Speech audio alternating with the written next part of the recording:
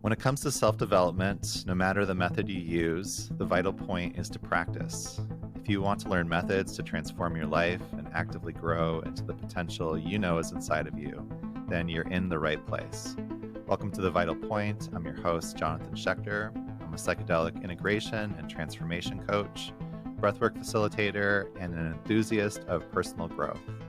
You have the capacity to evolve and bring your intentions and dreams into the world, and there's never been more access to so many incredible modalities that can help you on your journey. This podcast will help you learn about new methods to bring into your life, give you practices to follow, and share stories from practitioners who are doing the work so that you feel inspired to go and practice, because that's the vital point. My guest today, I'm so honored to welcome Conni Biesalski back to the podcast. She's a breathwork facilitator, meditation teacher, and somatic coach who helps people heal and regulate their nervous system, improve their breathing pattern, and come home to their bodies. She's also a writer, creator, photographer, online filmmaker, podcaster, speaker, and entrepreneur, and someone that I am very honored to call a friend. She was one of the first guests on this podcast when I was just getting started last year. And I'm just so grateful to have her back on the podcast. So Conni, welcome. Hey, thanks for having me. This is wonderful. Thank you. Yeah. So we were having a really interesting conversation before we hit record about, your vital points of the breath being the remote control for the nervous system, and sort of the journey that, you've influenced me through in terms of breath work, going through, we met during our neurodynamic breathwork facilitation training. And that was sort of my gateway into breathwork, is the Wim Hof breathing and the neurodynamic breathing. And I thought, coming out of that program, I'm like, wow, breathwork is this doorway into expanded states of consciousness and, a method to hit these psychedelic states without using psychedelics. And it's not that I've completely gone away from that, but, folks like you have helped me see this whole other spectrum of breath work that is so much more grounding, so much more calming. And, I would just love if you wanted to give a brief introduction of what you do and how you consider breath work and the type of breath work that you teach to your clients. Yeah, for sure. And I feel like, so many of us are on this journey. We get hooked on the more activating breathwork practices and the expanded states of awareness that they offer us. And then some of us venture into the vast ocean of just possibilities in breathwork and discover that there's so much more out there. And that's basically how my journey started as well. And with the breath, after having tried out all sorts of modalities to deal with my depression and my anxieties, especially in relationships. And I was struggling for years and years and years in relationships and dating. And also I'd come out late as a queer woman in my late 20s. And so there was a lot of suppressed emotions, a lot of shame still stored in my body. And then, finding myself in a lot of codependent, toxic relationships. And so having been to all the Joe Dispenza retreats and Tony Robbins and having worked with a lot of different psychotherapists and coaches and gone to all the workshops and done all the meditation retreats, and things definitely progressed and got better, but not really sustainably. And I was still really struggling in relationships, and my nervous system was completely dysregulated and fried, so much so that my body was really taking its toll as well. And I was dealing with gut issues, SIBO, and it was bad for several years, and skin issues, and I really wasn't feeling great. for several years. And then I discovered breathwork. I was in LA at the time, 2017 maybe, and heard about holotropic breathwork on a podcast. And then I just Googled it, holotropic breathwork LA, and Michael Stone came up. And I went to one of his intro workshops at his house at the time. And yeah, it just, that whole experience just blew my mind. I mean, even just entering his house and the sound setup that he has there, and the music that he played during the session, and just him himself, like, it was awesome. It was the best intro into this style of breathwork. And I then eventually found myself in Bali, and breathwork was just sort of taken off there. And I experimented with a ton of different styles and teachers and modalities, and eventually decided to do a training or 2 or 3 actually, as it turned out in the end. But yeah, I also then ventured into the realms of functional breathing, Buteyko, oxygen advantage, breathwork for performance, and really diving deeper into the more regulating practices. So it kind of feels like, after having dived really deep into the transformational style breathwork and explored so many different layers of myself and my psyche and my body and my traumas in those sessions, and they were absolutely life-changing in so many regards, and really, really, and to this day, I mean, I still have my practice. I still breathe, every couple of weeks or so, and do these deep dive sessions. But eventually, I also realized, okay, meditation is great as a daily mindfulness practice, but I felt like I need a better way to regulate my nervous system. And as I started to learn more about the breath and its connection to the nervous system, and becoming more and more aware of the fact that my body's not regulated still, even though I've done all these deep dive sessions and cleared out a lot of emotional, stored emotions and stored trauma. I felt like there was still something missing. And so I started to integrate these regulating practices into my life, and just starting out with really simple coherence breathing, diaphragmatic breathing, and tracking my heart rate variability, and getting a little bit obsessed with that sort of stuff and tracking everything. And it just, it was a lot of fun to explore what's out there and how I can use my breath as the remote control for my nervous system, and really understanding the link between them. And so, just got trained in different modalities, and today I feel like, I guess, I think many people sort of start out in similar ways, as you just explained it, and similar to my journey.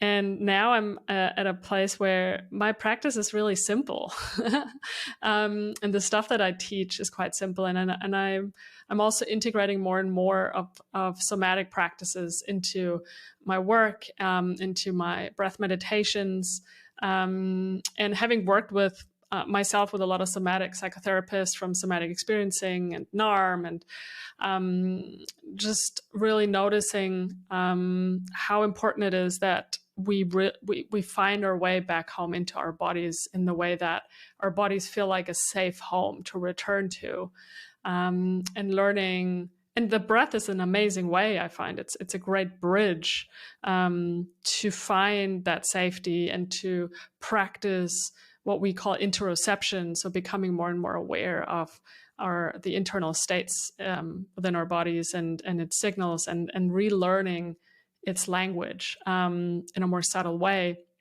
And so, I'm in my own personal practice. That's how I combine breathwork and somatics, and becoming more and more gentler, I guess, with myself, and then also in the way that I teach. And I run a teacher training with my partner, sort of combining all of these worlds together. in a trauma-informed and nervous system-informed way. And the breath never, I don't know, every day is fascinating. There's more to learn and more to explore, and that's what I love about it. Yeah. Yeah, there's always more. That's what I felt too, coming out of, our neurodynamic training. It was like, okay, I know about breath work. And then it was, whoa, there's this whole other world, like you're saying, of different techniques, different methods, and really the transformational style of breathing, the breathing where you're, entering these different altered states and really being able to do self-development work or connect to purpose, or really forcefully sometimes remove the somatic blocks or the emotional sort of gunk that's in the body.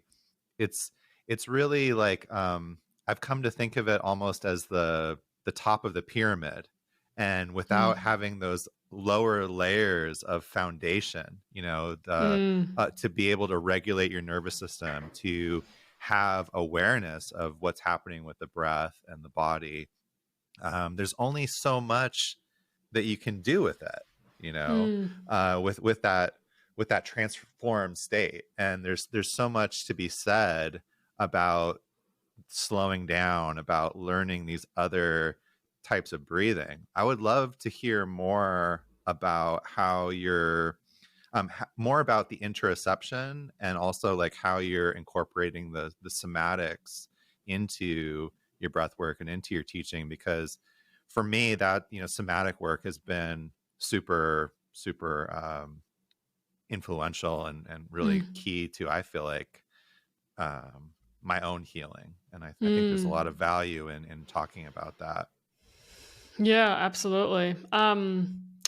Well, where to start? I think, as I said, in the first place, I think the breath serves as a great facilitator to get into our bodies. And that was the case for me, several years ago. It was, I was so disconnected from my body and so disassociated, which is why I needed these more intense breathwork practices to actually feel myself.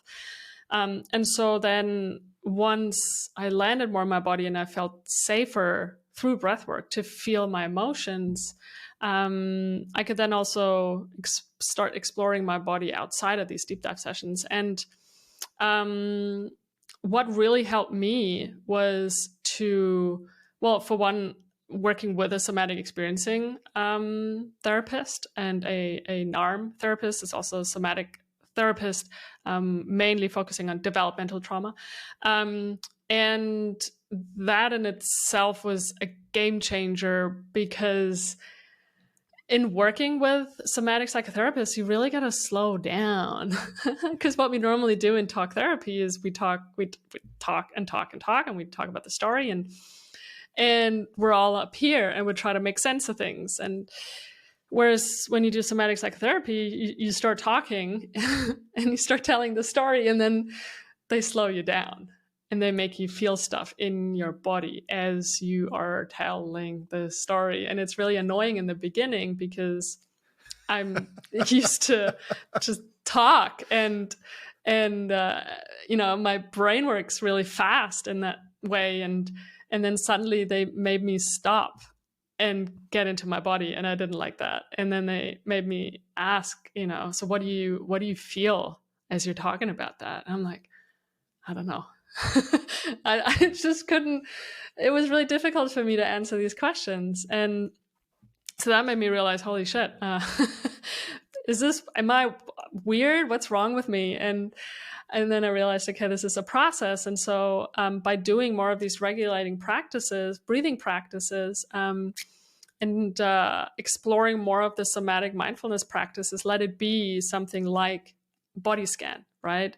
And SDR, non-sleep deep rest protocols, where you're guided into different parts of your body. And again, something I hated doing in the beginning. I just got so bored.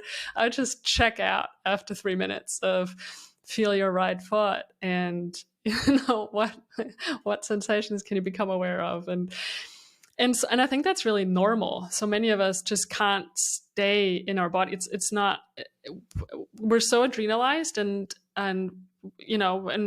my norm was being in a very heightened state in terms of activation, and being more in my sympathetic branch of my nervous system activated. And then I had, my it kind of went up and down, and in the downs I was in depression, shut down, and then I just don't feel anything. I don't want to meditate. I don't want to do anything. So I found it really hard to drop into my body. But the breath was something that just helped me to slowly get to a place where I could eventually feel, oh, okay, I can do a bit of a body scan a little bit longer now. I can stick with it a little bit longer. Okay, I can do just observing my breath a little bit longer, and a minute longer than before. And so these days, having experimented myself with a lot of different practices, I mean, there's a huge variety, but yes, I use practices like body scan for sure in different variations.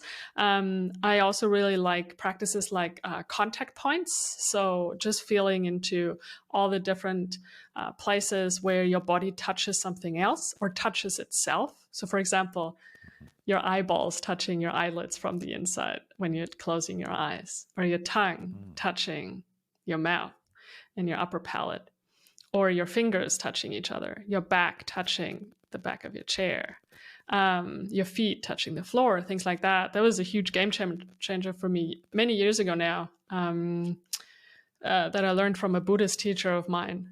And that was like the first somatic practice actually that calmed me down.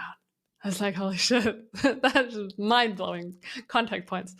So I love that. And then there's so many, but in the end, it's about learning how to feel sensations in my body and guiding other people in how to stay with them.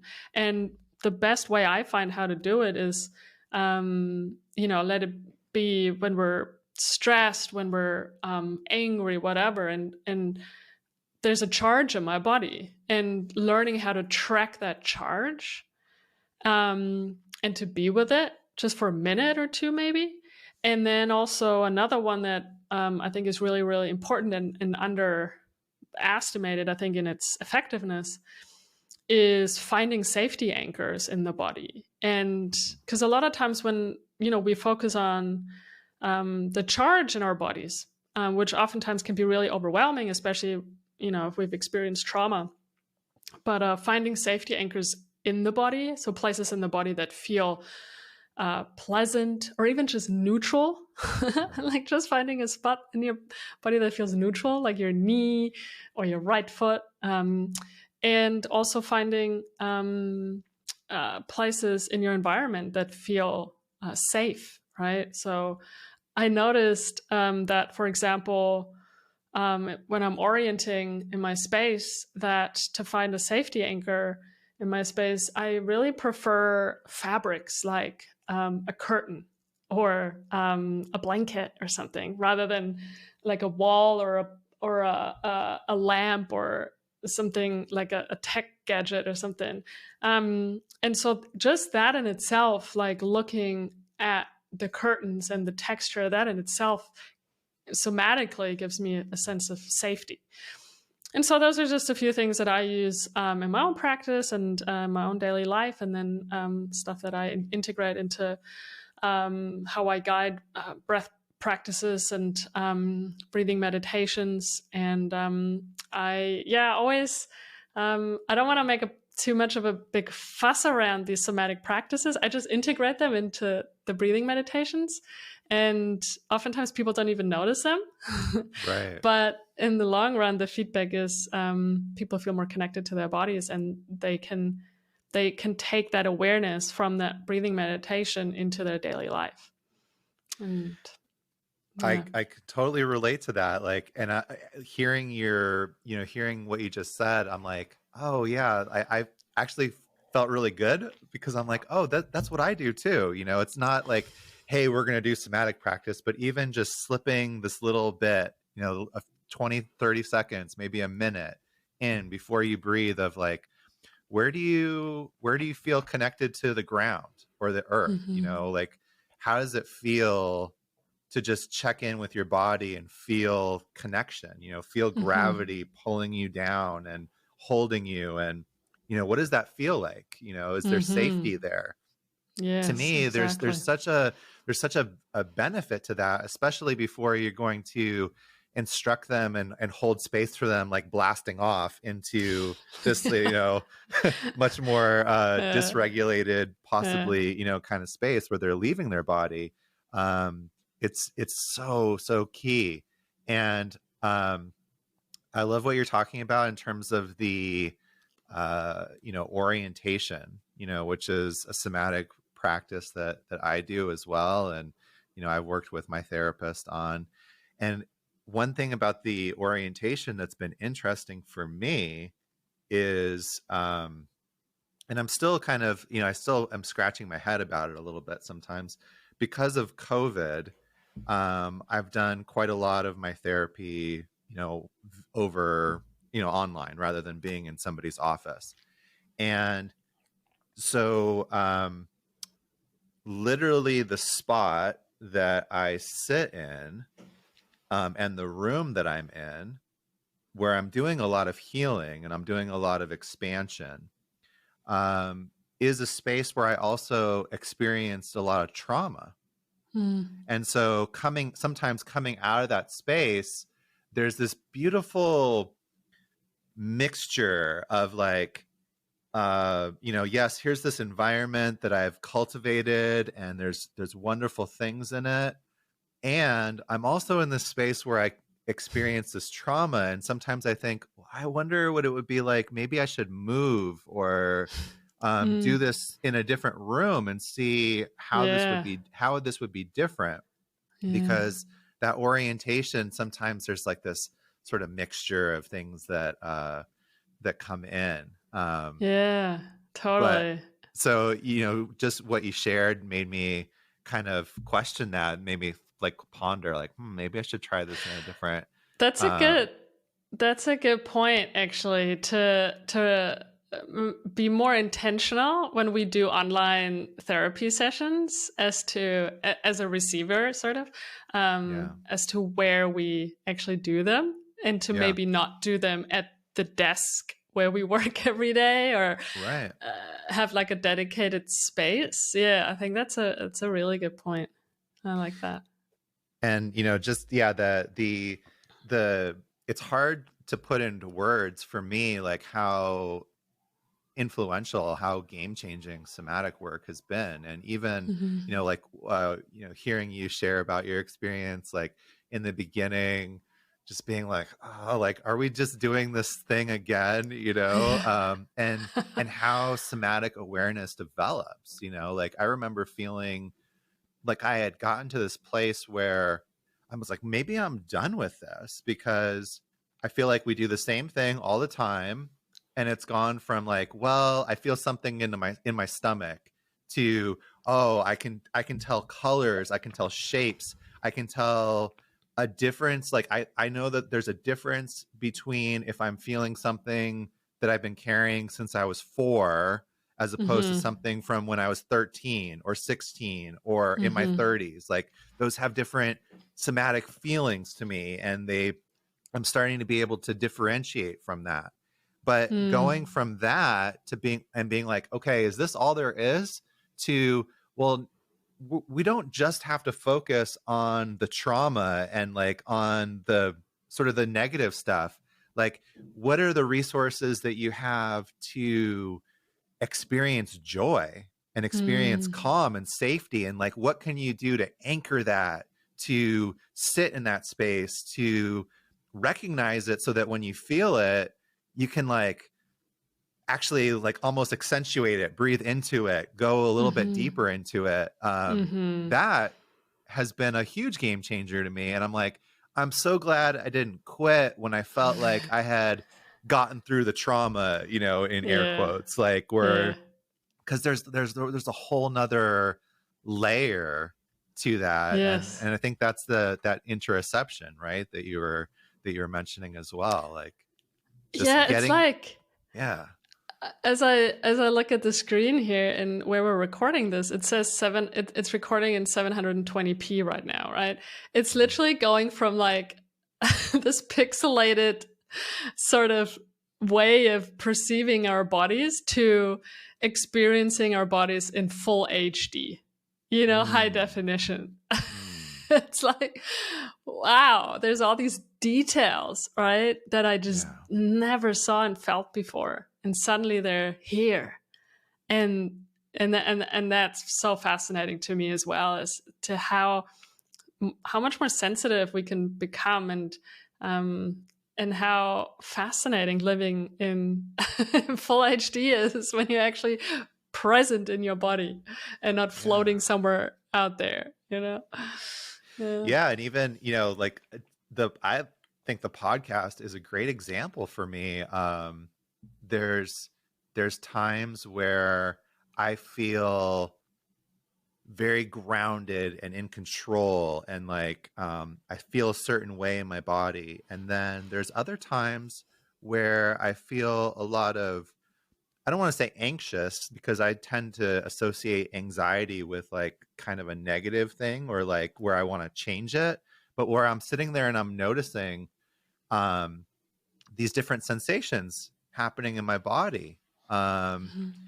I think some of that for me is like, there are certain people like yourself that like I really admire, and there's like a part of me that wants to do really well, and like wants you to like me, and like wants Mm. to be accepted maybe, or and the way that that expresses itself through the body.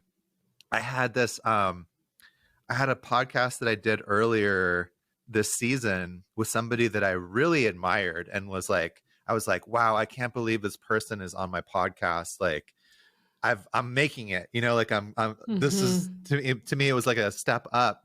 And I started to notice, like, the hour before we got on the call, I started to feel this anxiety and this Mhm. nervousness in my body, that I was like, okay, I've done like 40 episodes at this point.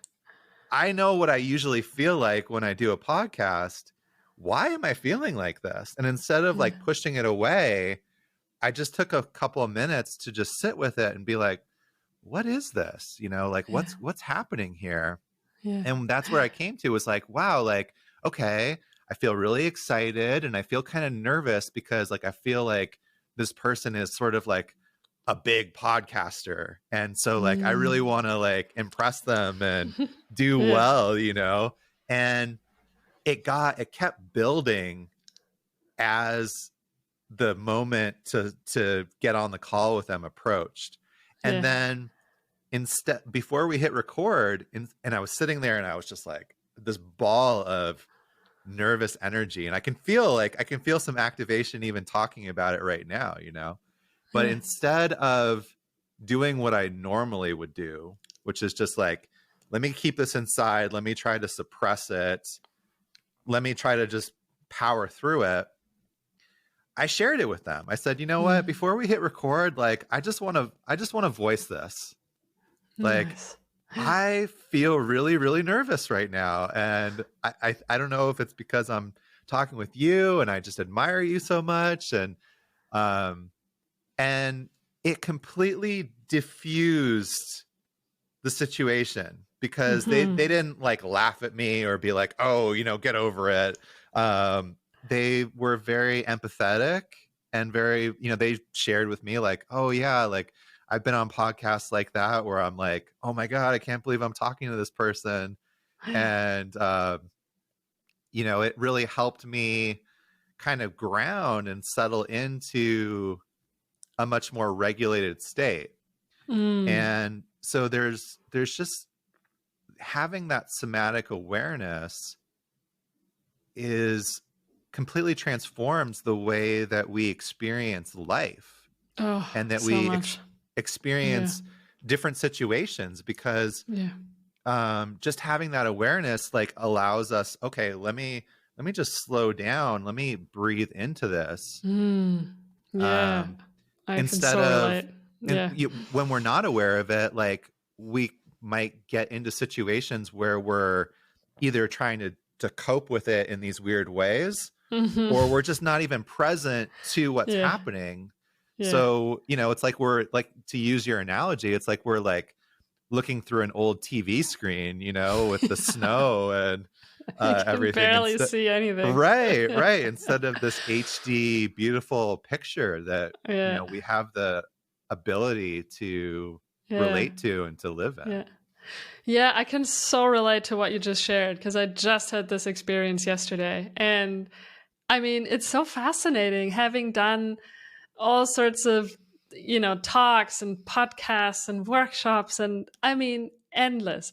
And yet I still struggle with that myself sometimes. And yes, and it actually also depends on where I am in my cycle, I notice. But yesterday I also still have this actually when I do my Instagram lives, and which I started again last week, and I have one in an hour and a half or so. But for one, I'm always nervous beforehand, and I always use my breath and somatic practice to regulate myself. But at the same time, really digging into what's underneath that. And yesterday was one of those days where I had this again, and I was so conscious of what was happening, especially afterwards. Not so much before, afterwards, after this thing that I gave, and I gave this talk, whatever. And then afterwards, as I hung up, and first I went for a walk, and that was really good because I could walk off these sympathetic activating energies, right, that were still running in my body. And my mind knew it went really well. This was really good. People loved it. Feedback was great. Sweet. However, there's something in my body somatically that did not believe that. It doesn't matter why it's not believing it. It just kept on triggering these sensations that made me stay stuck in my mind and keep rehashing and just ruminating. I should have said that. And what did people think when I was telling this story? And man, maybe I shouldn't have said this one thing. And it just kept on going and going and going. And then eventually, as I was sitting with that, and I realized that it's the thoughts are the thoughts. I don't have to believe what's going on here. What's way more important is to stay in the level of my body and connect to that charge, connect to that activation. Because, right, I mean, what rumination does and overthinking and just, over and over thinking about the same thing is that it keeps us stuck up here and it disconnects us from our bodies. And it's so hard to break through that, I find. Still sometimes when I'm stuck up here, I forget. I'm like, oh, wait, I don't actually need to stay stuck up here. I don't need to believe what's going on up here. What's actually way more important is to drop deeper, go into my body, see where the charge is, the activation. What am I sensing here? What's going on? And then just stay with that and track that charge and be with that. And then and that's what I did. And there's tears coming up a little bit, and I could just feel the release. And then I realized, wow, okay, it's not the thoughts that are what need my attention at all, because they would just keep running and running. They're so hard to fucking control. It's what's in our bodies. And if I just stay with that, then the thoughts will take care of themselves. They will calm down. And I can use my breath as a facilitator to connect back to my body, to create a safer space in my body to be with that charge, right? Instead of, and that's what a lot of people ask me, and maybe you too, it's like, can breathwork heal, my depression? Is there a breathing practice I can do when I'm angry to not be angry anymore? I'm like, hold on a second here. This is not about not wanting something. This is not about using the breath to push something away and to make something go away and to not feel something. This is not about that. I find breath work, and I think there's a bit of a misunderstanding out there, because yes, the breath is the remote control for our nervous system. So yes, we can change our state, but not to the expense of our authentic emotional expression. And I think a lot of times breathwork can be used as emotional bypassing. Oh, I feel angry, or I feel fear, I feel sadness. Let me just use this breathing practice, and so I don't have to feel that, right? So I can shift my state. And so eventually breathwork becomes a coping practice rather than something that helps us really explore what's underneath the anxiety, the anger, the depression, the sadness, the grief. And so that's something that is really important to me, I think, as a breathworker, to communicate is I don't make anything go away. No emotion, no experience. I use the breath as a way to make it, to make your body a safer place to be with what's there. And for that, I find breathing practices are beautiful and amazing. And yes, it can be an amazing daily practice. But so yeah, I find that connection between the breathing practice. And I also, yesterday, that's what I used. I did a bit of humming, extended my out breath, and so that I could feel a bit more grounded. And that made it easier for me to then be with that charge, and then to let the tears come. And then a few minutes later, it was done. It doesn't take, hours. Sometimes it's a matter of minutes, depending. Sometimes longer, but yeah. So I love that combination. I love your share because I think it's so human, to feel activated before an interview with someone that you really admire, or to afterwards, that part of us that's always wants to do things perfectly, and to be good enough for others, and to feel that we might suffer, like this part of us that unconsciously feels we might experience disconnection, right, and separation because we didn't perform well enough. Like, it's so human, right? And to take a moment or two or three and just be with that part somatically is huge. Yeah. Yeah. Thank you for sharing that about your experience. And I love what you just said. What I heard was, using the breath and these different practices to have curiosity about what's happening in the body, rather than accepting or rejecting, these different feelings based on how pleasant they feel at the time. Just really being curious and accepting about that full spectrum of the human experience, and having the tools and the resources to experience them, and to work with them, rather than being in this dualistic state of like, oh, this feels good, I just want to stay here, and this feels unpleasant, I just want to get the heck away from it, because it doesn't feel safe, it doesn't feel comfortable. So building capacity, right? I think that's what it's all about, building capacity in our nervous system, in our bodies, to be with the uncomfortable, the inconvenient, right? And on the other hand, also building capacity for joy at the same time, and pleasure, right? And so I think it goes both ways too. Yeah, I think that's such a good word, and I love that you brought it up. Thank you, because you and I did a breath coaching session about, I guess, 5 or 6 months ago, and one of the biggest takeaways from that session for me, because I was like, okay, what should I do? I was having a lot of anxiety. My heart rate was kind of going out of control, and it was really scary. And at first I was like a little bit puzzled, because you said, well, and I'm like, well, I do these slow breathing types of techniques, the heart coherence, or, box breathing. And why isn't it helping? And the thing that I took away from it, that you shared with me, was it's not just about doing those practices. It's about bringing in the really slowing the breath down, so that you're building that capacity within the nervous system, like getting to this place of where it feels a little bit uncomfortable. Like it feels like I need to breathe a little bit. And that to me was such a game changer. It's not just breathing in for 5, breathing out for 5.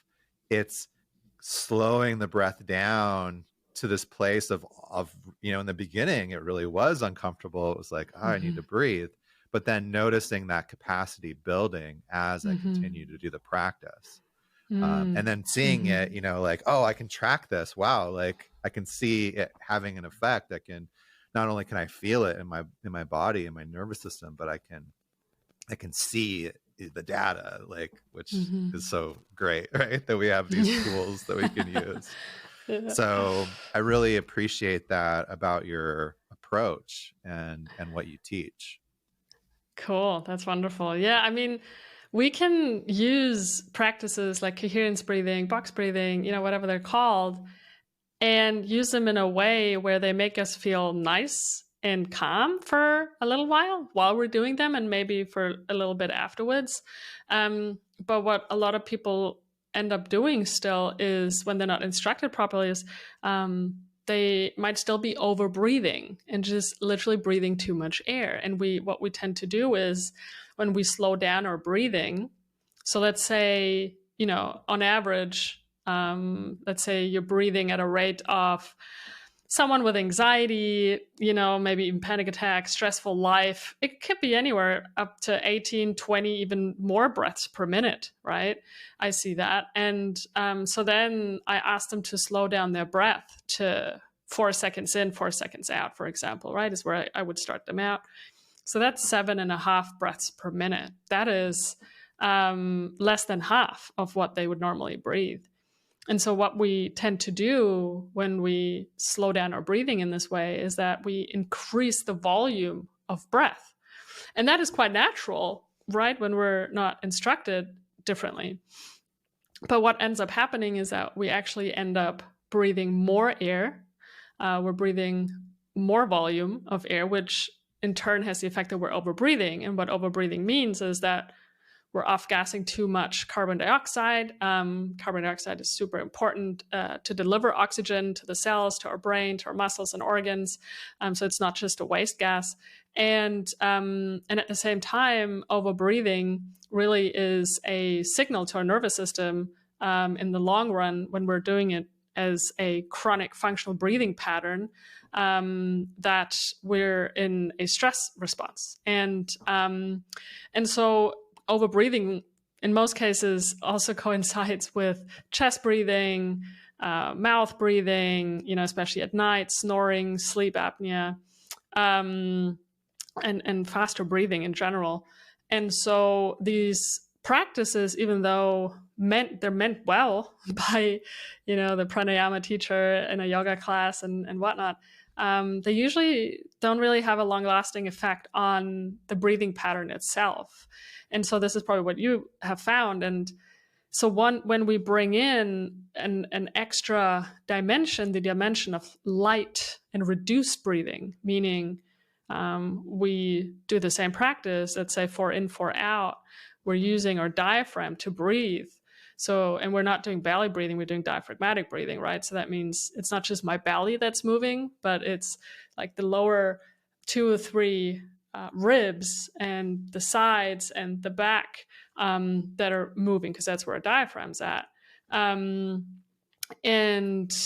that in combination with the coherence breathing and the nose breathing, plus reducing the volume of breath. So we're working up to a little bit of an air hunger, right? It feels like I'm not breathing enough air. And it might feel like what you were saying, it's a little bit uncomfortable maybe in the beginning.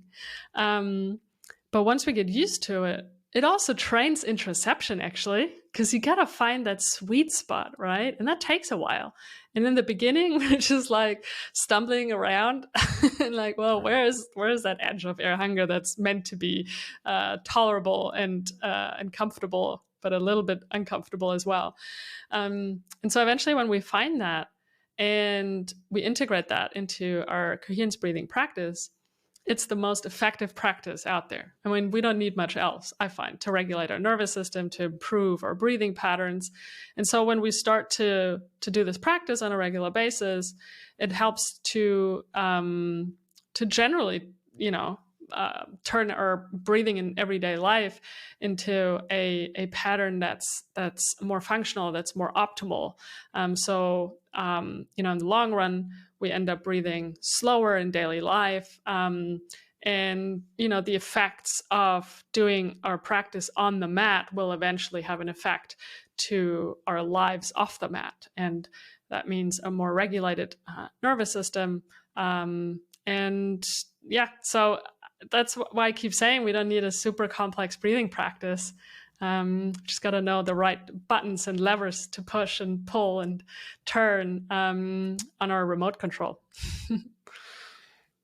I also feel like that's a good reason, or a good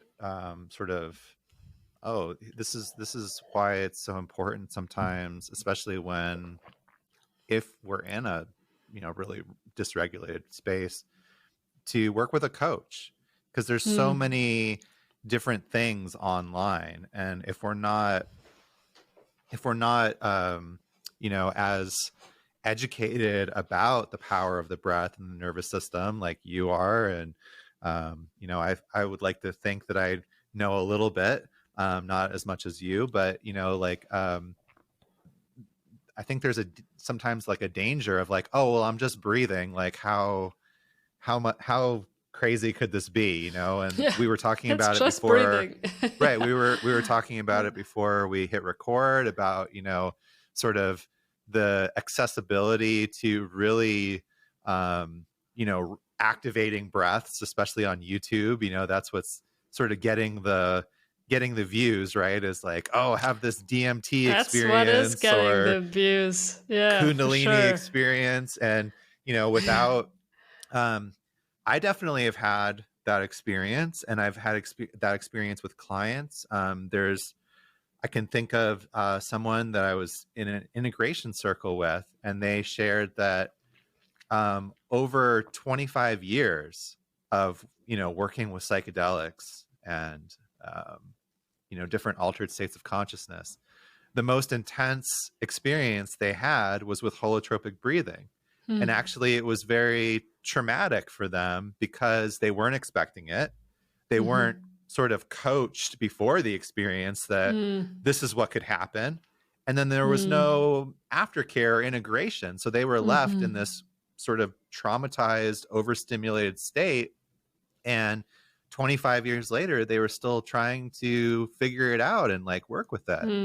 And, so there's that. And then I think on the other hand, you might have somebody that's very dysregulated, and they see something on Instagram or something like that, where it's like, extend your exhale and you'll feel better. You'll regulate your nervous system. Well, that's absolutely true.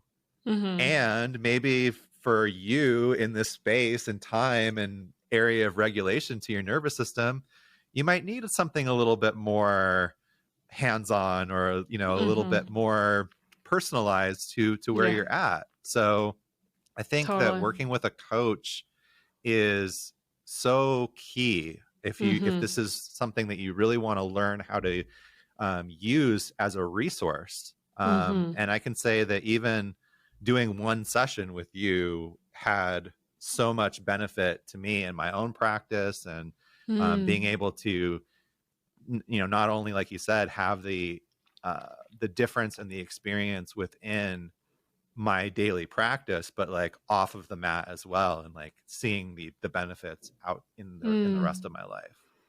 Yeah, that's wonderful. And I totally agree. And at the end of the day, I always say that every human, because we're all on one healing journey or another, right? Or whatever you want to call it. And we all have our own unique lock that unlocks the door to our healing or integration, whatnot. And so, but that lock requires a different set of keys. And we all have a different lock, because we all have different stories, different nervous systems, different biographies and traumas and whatnot. And so we all require a different set of keys to open this door. But I think one key that should be on everyone's key chain should be breath work in one way or another, or working with the breath and establishing a functional breathing pattern. And then, I would probably also add something like somatic psychotherapy, and a good healthy anti-inflammatory diet and daily movement. And, there's obviously certain things that I would prescribe to anyone who's struggling in life. But I also think that in many ways, breathwork is sometimes regarded as like this panacea, as kind of like this thing that just kind of heals everything, and you just need a breathwork session or 10 and that's it. And so either people go in with these really huge expectations and then either are disappointed or they go in a nervous system state and they do practices that they shouldn't be doing. People who are constantly operating in a sympathetic fight or flight mode and are way too much in a stress response and adrenalized on a daily basis, I don't think they should be doing Wim Hof breathing every day. And they probably also shouldn't do too much of holotropic style or neurodynamic breath work. They should first get their daily functional breathing pattern in order and have a nice, safe, regulating breathing practice in place before diving headfirst into a 60 or 90-minute breathing practice, for example. And that's why I combine the both worlds, because I find so much, I found so much healing in both of these worlds, the transformational style breathwork and the more regulating breathwork and functional breathing. And so I think, yes, breathwork it should be a very individualized practice, because we all have a different nervous system. We all need something that might be a little bit different. And yet, yes, I also run these sessions on Instagram, and they're all for nervous system regulation. And I run monthly transformational style breathwork sessions, the deep dives, and those are group sessions as well. And running them in a way where, I have a long list of contraindications, so do you, right? And so we really want to make sure that we guide people safely into sessions whose nervous system is up to the task, and also in a way where we create a safe container for everybody's nervous system, and that we offer guidance and also instructions for integration in a way that's nervous system informed, trauma informed, and that we don't leave people alone. And I think that is something that a YouTube video promising you a big fat DMT release and, riding with the unicorns in universe, that is not something that is very trauma informed. And that is something where breathwork gets a bad reputation. And also looking at some, breathworkers out there who get trained in a weekend to guide people into these, expanded states of awareness where, into these transformational experiences. And I just don't think that that's very safe. And so breathwork is still a wild west, right? As you know.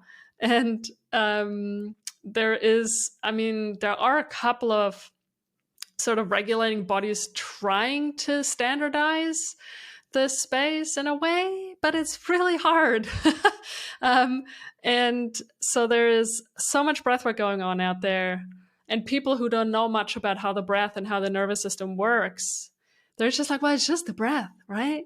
What can go wrong? I'm like, whoa, so much can go wrong. And so I'm trying really hard to educate people, and also in our teacher training, to be more conservative in a way that is, we still want to offer people a transformational experience, but in a way that is trauma informed and nervous system informed. And Does your teacher training, is it a combination of the transformational and the functional, or does it Yes, lean more on one? Okay. No, it's both. And so my partner, she has more than 10 years of experience as a breath worker. She was trained she trained with Dr. Judith Kravitz, transformational breath back then.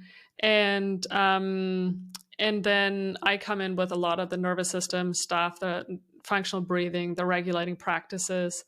And so we combine the both worlds and really, we set a pretty high standard in terms of who we end up certifying. And because we really want to make sure that people are confident in how they guide people safely, and that they do their own inner work. And so, in the beginning, it's a lot about just doing exactly that, setting up your own practice and cleaning up your own inner, I don't want to say mess, but just exploring all your shadow parts before learning how to guide people into theirs. And we're extending the training as well. Currently it's 7 months, and it's probably going to be 9 months or 12 months very soon, because I think that's what it takes to really become a truly trauma-informed, nervous system-informed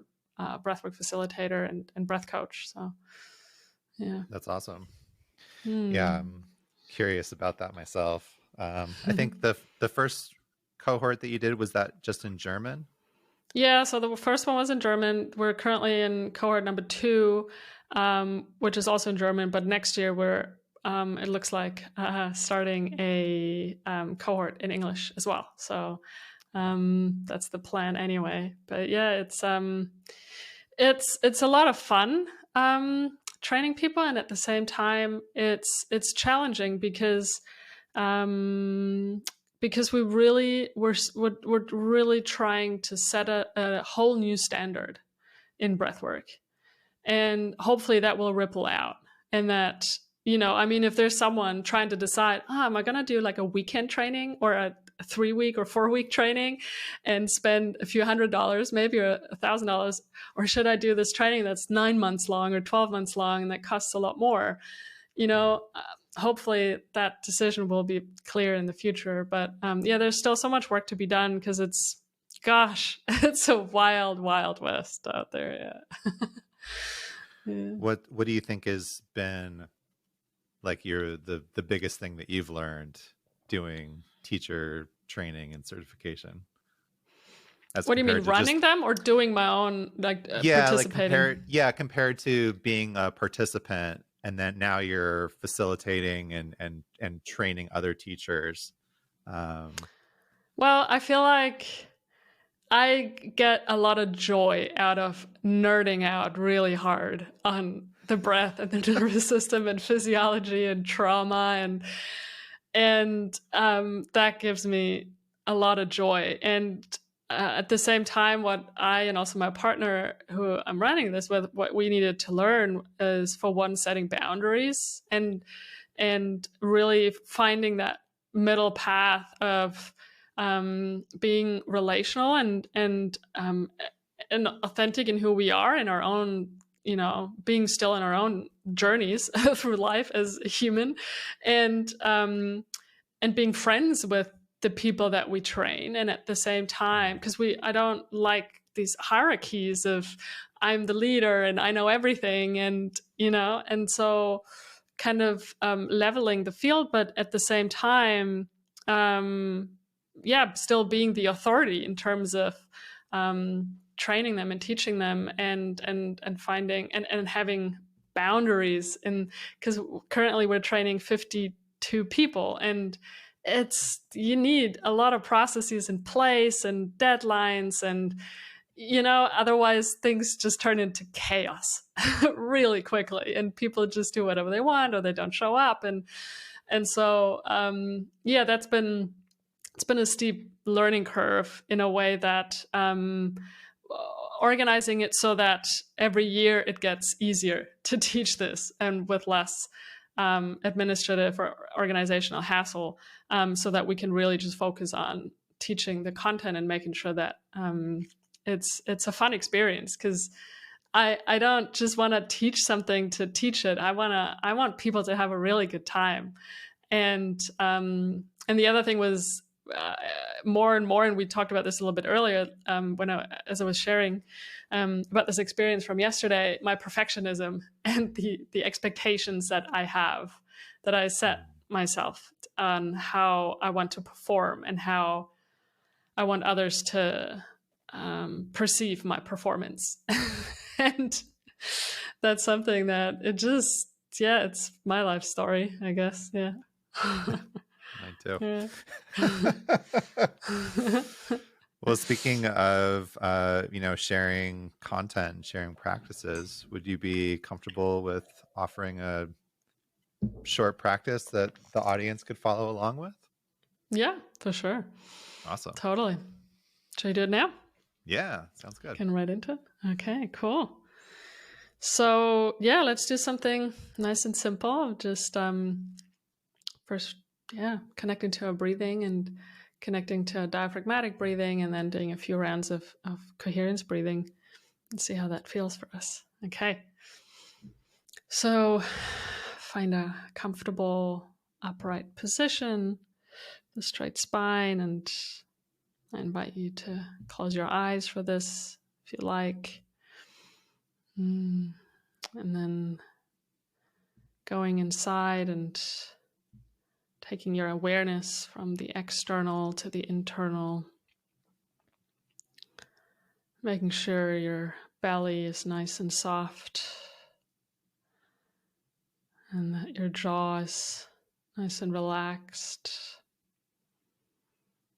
Your lips are softly closed and your tongue is resting on the roof of the mouth behind the front teeth. The teeth are not touching. And you just feel the air coming in and out of your nose.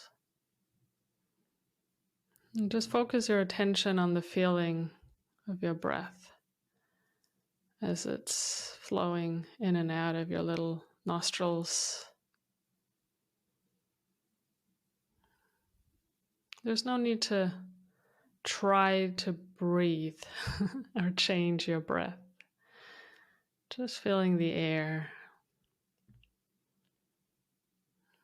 Relaxing your shoulders a bit more, really sinking into your seat and letting your breath do what it naturally does.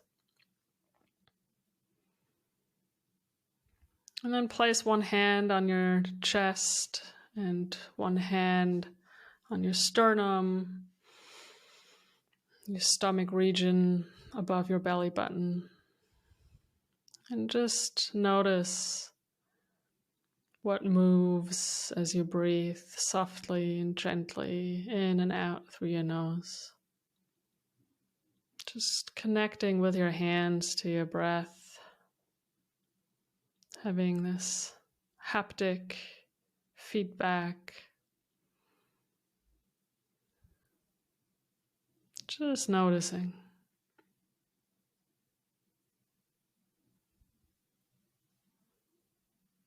And then I invite you to place your hands on either sides of your lower ribs and begin breathing into your hands so that with every in-breath, your lower ribs and belly expand a bit. And with every out-breath, your lower ribs and your belly relax again and deflate. Breathing into your hands, belly, lower ribs expand. And exhaling, lower ribs and belly come back in. Nice. Just anchoring your breath in this way in your body. And if you like, you can take your hands back down to your lap. Just let your breath naturally flow. In a moment, we're going to move into a few rounds of slow coherence breathing to the count of 4 seconds in and 4 seconds out, while we're engaging our diaphragm that sits just right underneath our lower ribs. So let's begin together after your next exhale. Inhale, 2, 3, 4, out, 2, 3, 4, in, 2, 3, 4, out, 2, 3, 4, in, 2, 3, 4, out, 2, 3, 4, in, 2, 3, 4, out, 2, 3, 4. And then keep breathing like this, finding your own rhythm. If you need to come down to 3 seconds in and 3 seconds out, you can. Can also increase to 5 seconds. But what's more important than the count is that you're not taking in bigger breaths, even though we're slowing down our breathing rate. So we don't want to compensate slower breathing rate with bigger volume breaths. So see if you can find this edge of a little bit of an air hunger, where you feel like you'd like to breathe in more air, but you're not.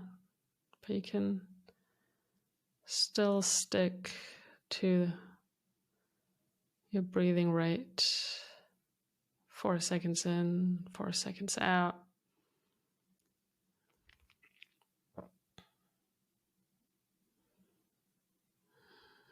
With every in-breath, the belly and lower ribs expand a little.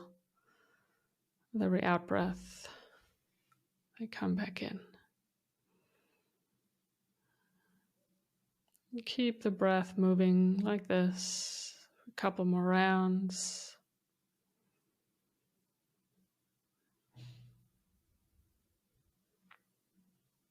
Nice.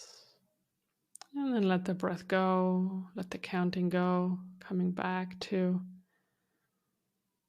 your breath's natural state. Just coming back to stillness and noticing any shift in your physiology. Just noticing how your body feels after just a few minutes of connecting to your breathing and slowing down your breathing. And let's take one last conscious, slow breath in through the nose all the way up.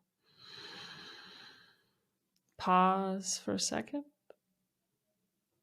And then exhale slowly out the mouth.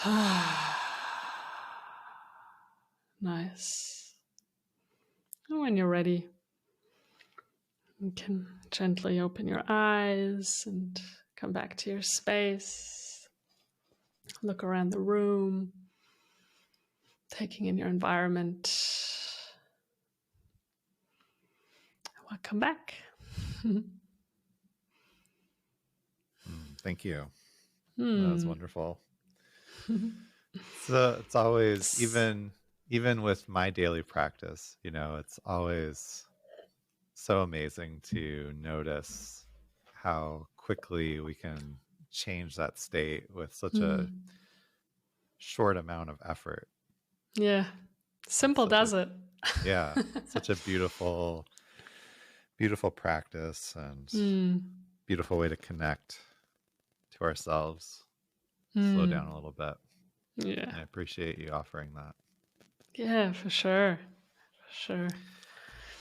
It's been so lovely talking with you. Yeah, it really has been. Thank you so much. This was great. Yeah, thank you. So you mentioned a couple of things. You mentioned your Instagram live sessions and the monthly sessions. Where should people go to connect with you or to learn more about your work? Hmm. Yeah, I'm mostly active on Instagram. So that's breathwork.alchemy. And you can find everything else in the link in my bio there. And you can also hop on over to my website, breathworkalchemy.co. I also have a foundations course, Breathwork and Nervous System Foundations, that would explain a lot of the things that we spoke about today in a lot more detail, and it comes with a lot of different breathing practices. And otherwise, yeah, catch me on Instagram. I do weekly live sessions, and yeah, and I run sort of monthly, bi-monthly deep dive sessions as well. And yeah, would love to connect. So thank you. Yeah, I'm gonna try to make it to one of your transformational sessions too, and drop in. Yeah, right. And connect in that way. Cool. Awesome. Wonderful. Well, thank you so much, Conni. I really appreciate you sharing your experience and wisdom and practice with us. It's been so wonderful. And like I said at the top of the show, I'm really feel grateful to be connected to you and to have you as a friend. It's been such a wonderful gift that Michael Stone has given me. Yes. Absolutely. Yeah. No, same.